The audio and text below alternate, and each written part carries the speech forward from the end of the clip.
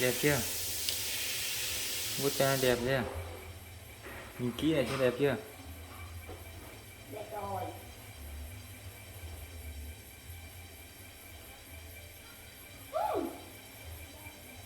Chưa?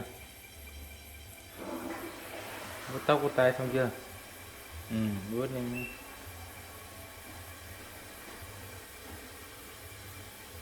Xong chưa? Rồi đi ra. Xong chưa?